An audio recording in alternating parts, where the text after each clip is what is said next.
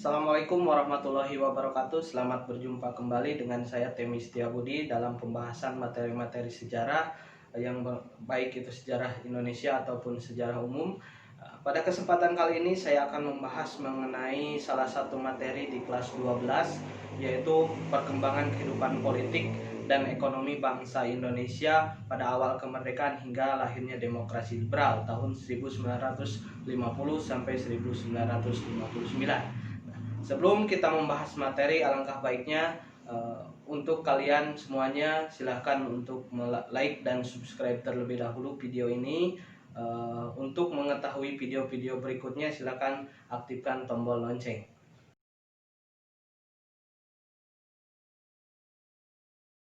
Tahukah kamu bahwa periode tahun 1950 sampai dengan 1959 dalam perkembangan sejarah Indonesia ini adalah periodenya demokrasi parlementer, di mana memperlihatkan semangat belajar berdemokrasi yang cukup tinggi sehingga pada pelaksanaannya sistem pemerintahan itu sering terjadi yang namanya silih bergantinya kabinet.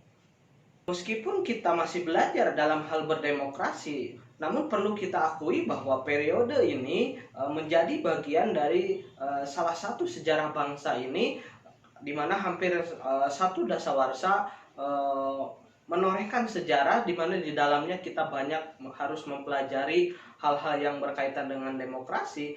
Terlebih ketika pemerintahan Republik Indonesia Serikat tahun 1950 ini dibubarkan, sehingga konstitusi RIS-nya dihapuskan dan diganti dengan Undang-Undang Dasar 1950 karena kembali menjadi Negara Kesatuan Republik Indonesia. Maka periode inilah nanti yang akan menggiring, yang akan membawa kita ke dalam periode baru, yaitu yang disebut dengan demokrasi liberal.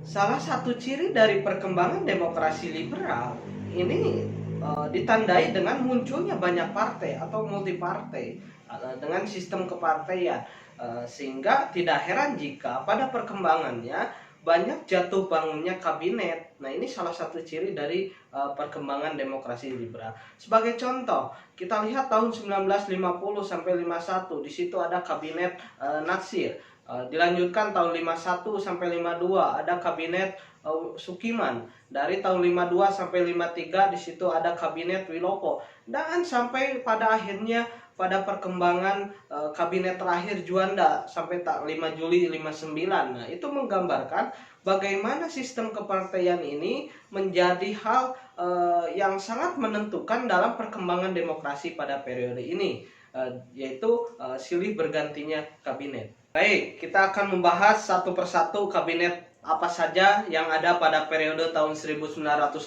sampai dengan 1959. Nah, yang pertama itu ada kabinet Natsir dari tahun 1950 sampai 1951,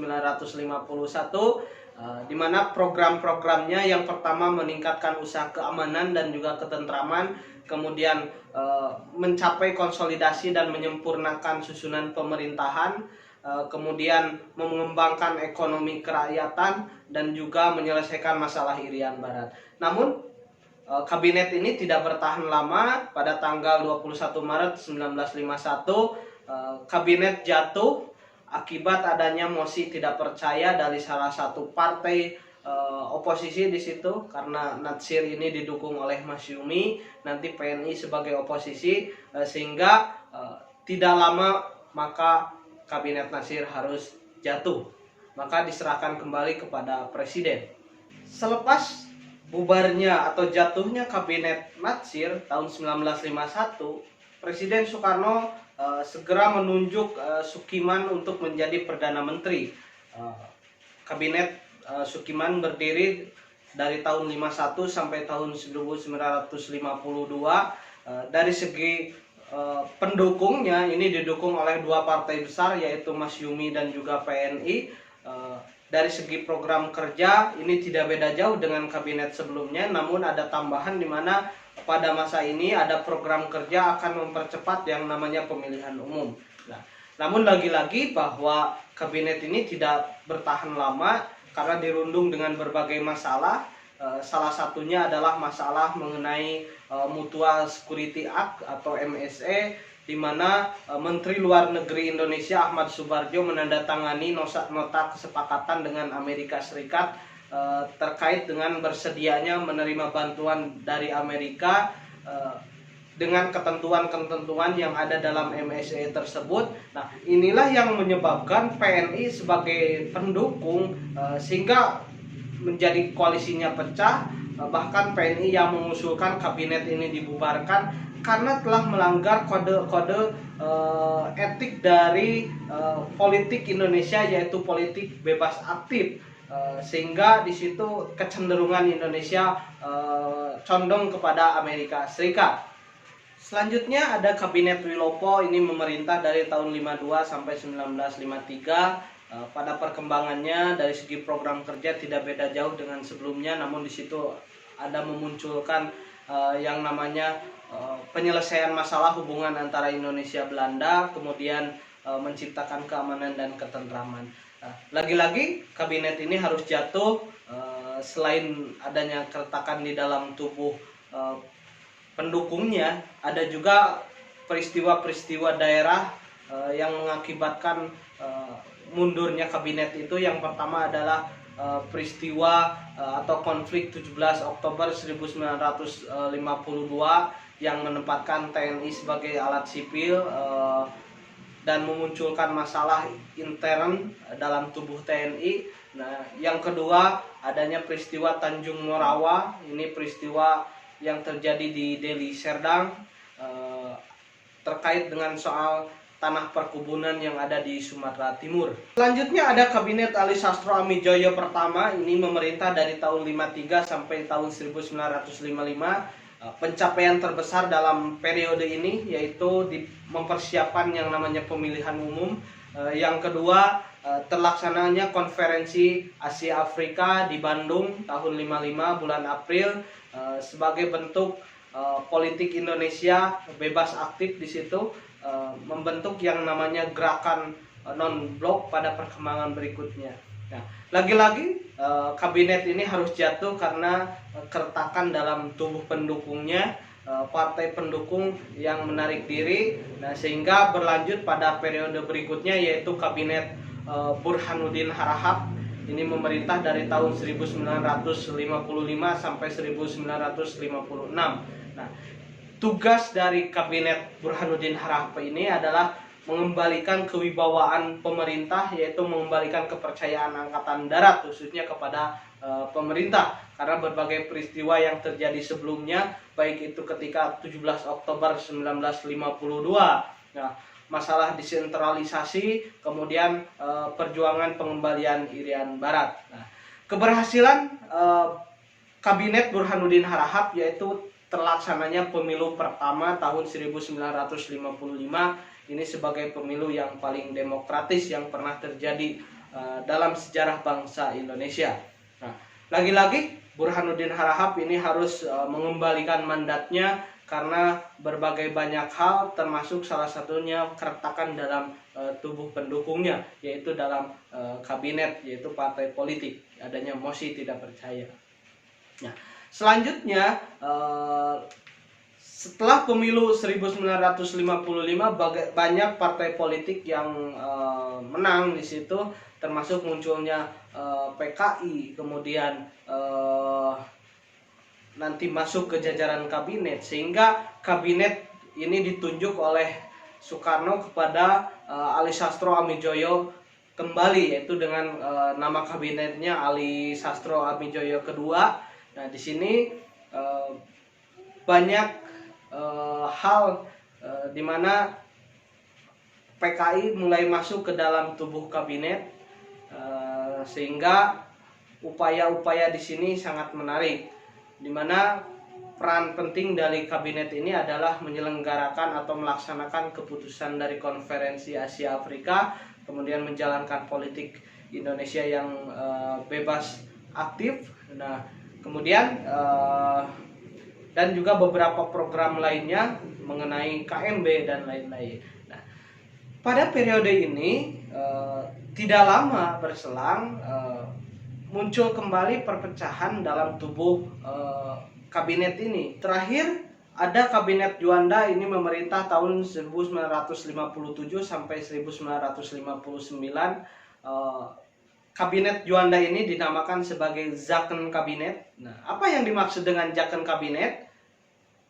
Nah, Zaken Kabinet adalah kabinet yang dibentuk dari ahli atau berdasarkan keahlian. Misal seperti kalian yang ahli dalam bidang mengurusi ekonomi, maka nanti disuruh menjadi menteri ekonomi. Ya, kemudian ahli dalam bidang pertahanan ditunjuk sebagai menteri pertahanan. Nah, di dalamnya kabinet ini adalah terdiri dari para ahli, nah, sehingga disebut sebagai Zaken Kabinet. Nah, kabinet Juanda sendiri capaian terbesarnya pada masa ini adalah adanya deklarasi Juanda.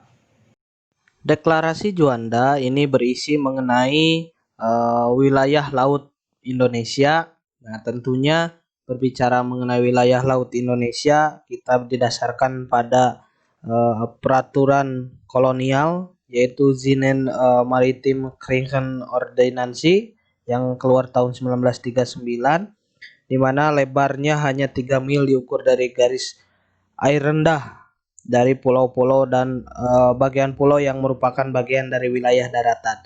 Nah, setelah adanya deklarasi Juanda, maka batas laut wilayah Indonesia yaitu 12 mil dari batas pulau terluar Indonesia.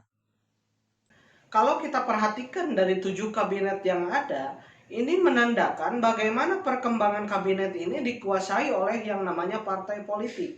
Nah, sehingga ketika satu kabinet berdiri atau memerintah, maka partai lain ketika tidak percaya terhadap kekuasaan tersebut, maka jatuhlah pemerintahan atau kabinet tersebut. Sehingga pada masa ini partai sangat menguasai sekali. Nah, hal ini didasarkan pada tujuan dibentuknya partai itu sendiri, yaitu untuk sebagai pengontrol. Di mana kalau kita lihat historisnya, kenapa partai politik ini banyak muncul di Indonesia.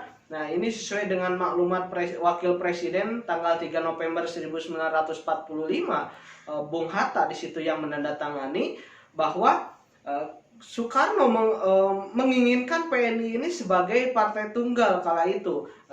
Kalau partai tunggal, maka dalam pikirannya Bung Hatta di situ akan terjadi yang namanya kediktatoran atau negara otoriter, sehingga harus diimbangi dengan partai politik. Sehingga melalui maklumat tersebut banyak mendorong partai politik untuk berdiri. Tetapi dalam perkembangannya partai ini yang nanti akan mendominasi dalam pemerintahan. Sehingga kalau kita perhatikan, seiring berjalannya kabinet yang ada, maka partai politik yang memegang kendalinya. Nah, kemudian hingga pada sampai pemilu tahun 1955, banyak sekali partai politik yang terlibat. Bahkan dari kalangan pribadi atau organisasi ini banyak mengikuti pemilu. Nah, bahkan tahun 1955 ini adalah pemilu yang paling demokratis yang pernah dilaksanakan oleh bangsa Indonesia. Pada pemilu ini dimenangkan oleh 4 besar partai politik kala itu tahun 55. Yang pertama ada PNI, kemudian ada Masyumi, dan juga Nahdlatul Ulama. Dan yang paling menarik, di situ muncul partai PKI sebagai pemenang 4 besar, di mana kala itu menggegerkan rakyat Indonesia dengan kemunculannya PKI sebagai pemenang pemilu, di mana pada periode sebelumnya secara historis juga tahun 48 kan PKI ini di Madiun khususnya melakukan gejolak di daerah. Nah, tetapi tahun 55 ini muncul menjadi partai yang masuk ke dalam 4 besar. Bagaimana kehidupan ekonomi pada masa demokrasi liberal? Nah, kita akan melihat di sini ada banyak kebijakan ekonomi yang diambil. Yang pertama ada Gunting Saphrudin. Kala itu Menteri Keuangan Saphrudin Prawira Negara mengeluarkan kebijakan untuk menyederhanakan nilai mata uang. Ini akan mengalami pemotongan. Kemudian yang kedua ada kebijakan ekonomi gerakan benteng yang dikeluarkan oleh Sumitro Joyo Hadikusumo.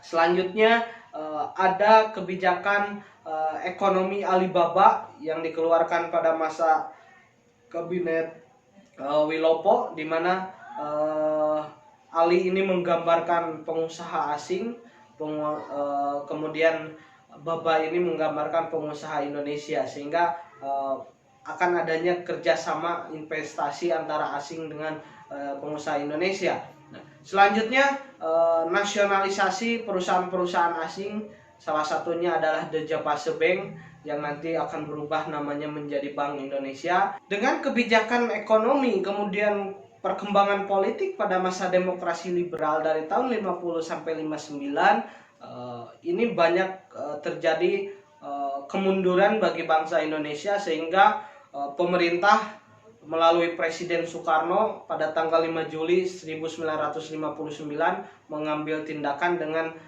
keluarnya dekret Presiden 5 Juli tahun 59, sehingga berakhirlah masa di mana demokrasi liberal ini maka beralih kepada demokrasi terpimpin yang dipegang langsung oleh Presiden Soekarno. Nah, baik, untuk penjelasan materi mengenai perkembangan Indonesia dari periode tahun 1950 sampai 59 sampai di sini.